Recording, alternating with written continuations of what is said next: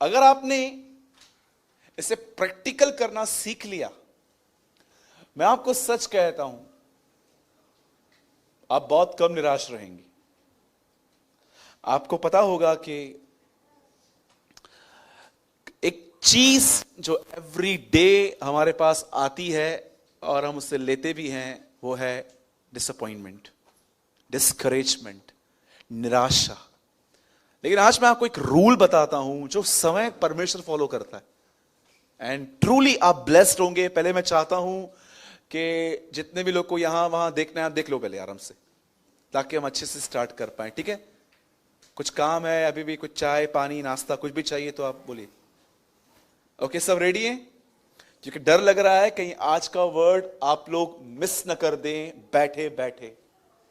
ठीक है, आइए एक सुंदर सवाल अपने आप से अपने बाजू वाले से पूछिए, और फिर यहां ध्यान दीजिए। अपने बाजू वाले से पूछो, आप यहीं हो ना? जल्दी पूछो पूछो। अगर वो गुस्से में बोलती ना इधर ही हूं, मतलब समझ जाओ वो यहां नहीं है। सब यही है? ओके, मैं चाहता हूं कोई भी आप रीड ओपन मत करो, पर मैं को पहले एक चीज दिखाता हूं, और ये चीज आपकी हैप्पीनेस से जुड़ी हुई है। एक खुश रहने की एक बहुत अच्छी चाबी है।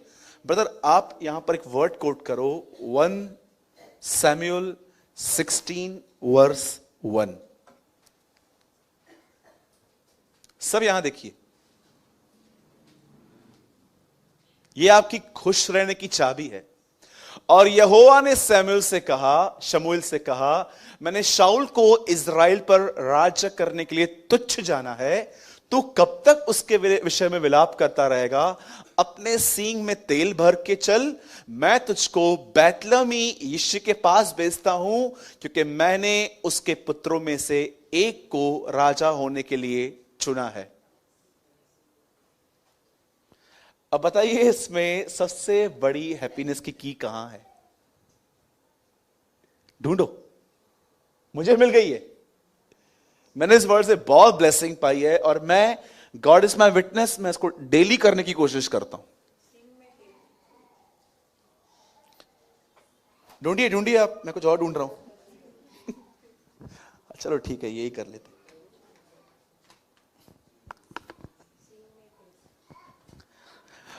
तू कब तक उसके विषय में विलाप करता रहेगा? अब जानते हैं यहां हुआ क्या? प्रभु ने एक व्यक्ति को राजा बनाया था इज़राइल पर राज्य करने के लिए, पर वो आदमी परमेश्वर की आज्ञाओं को बहुत हल्के से लेता था।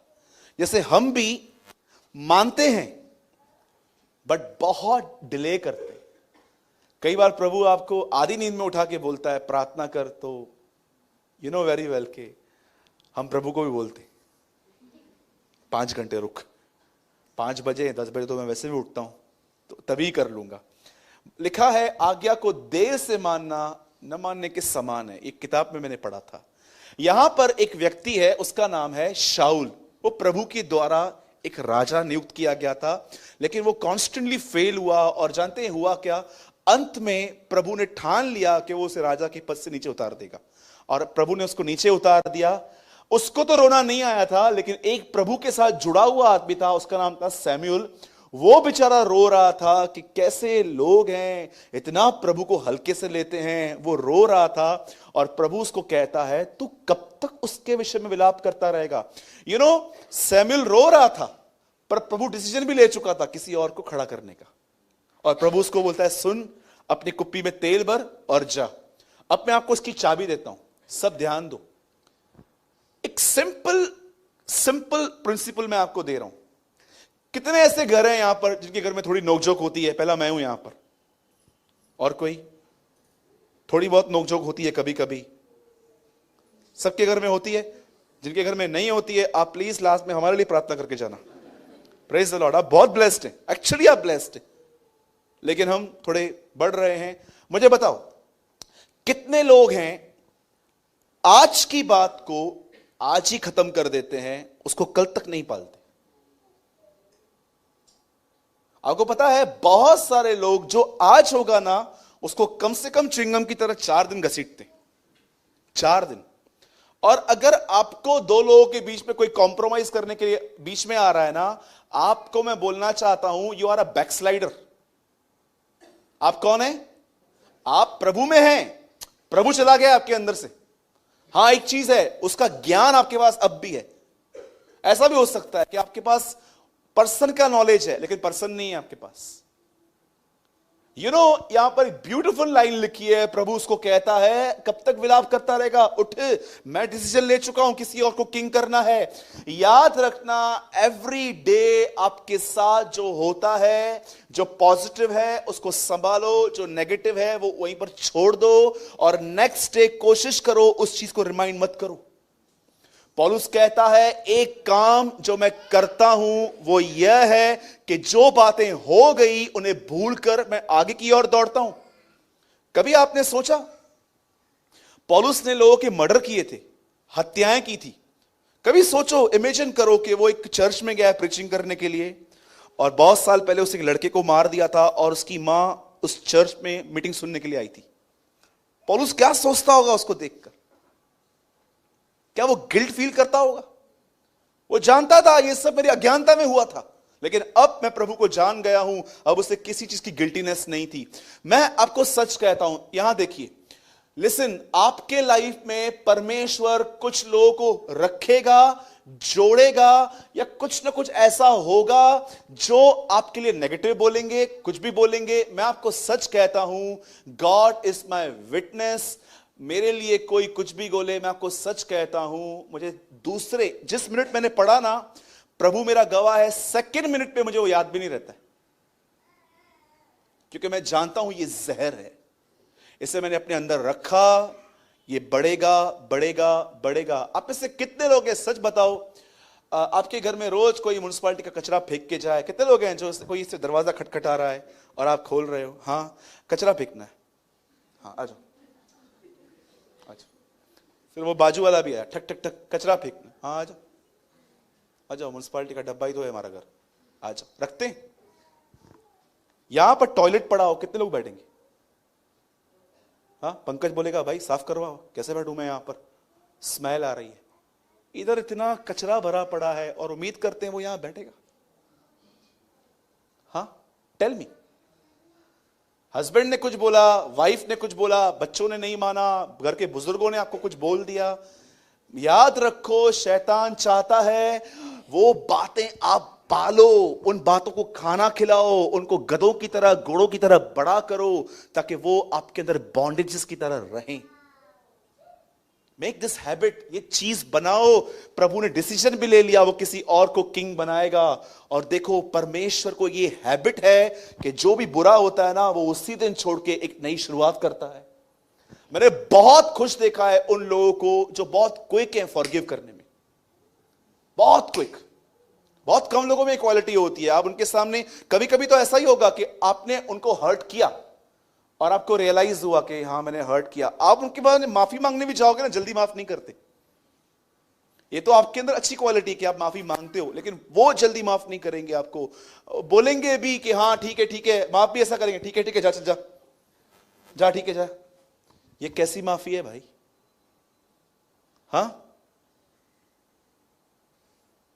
बोलो यीशु मसीह की।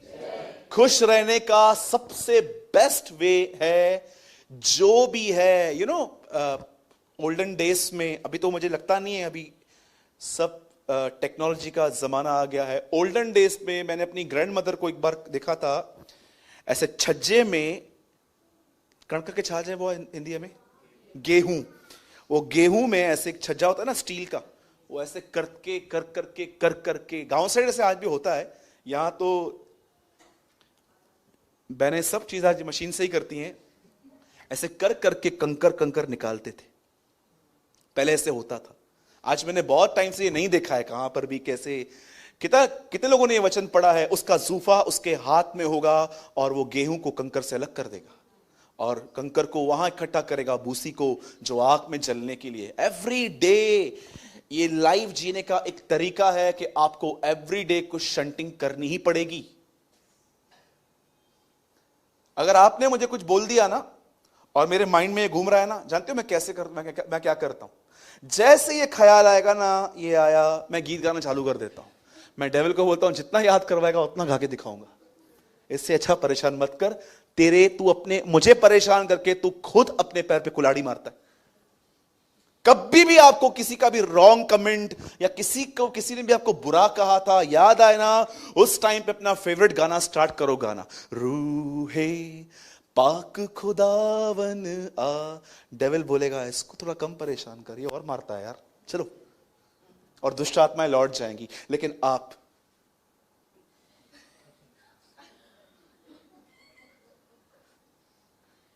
आपको पता है डेविल आपका माइंड नहीं पढ़ पाता है, पर वो आपके बॉडी एक्सप्रेशन को अच्छे से जानता है। आप बैठो, आप खड़े रहेंगे ना, ऐसे खड़े हैं आराम से, यू नो आप जॉयफुल हैं, पहले ख्याल देगा आपको, उसने ऐसा बोला था। फिर दूसरा ख्याल देगा, तेरे लिए बोला था, तेरे लिए बोला था, तेरे लिए बोला था, मैं भी नहीं छोड़ूंगी, मैं भी नहीं छोड़ूंगी।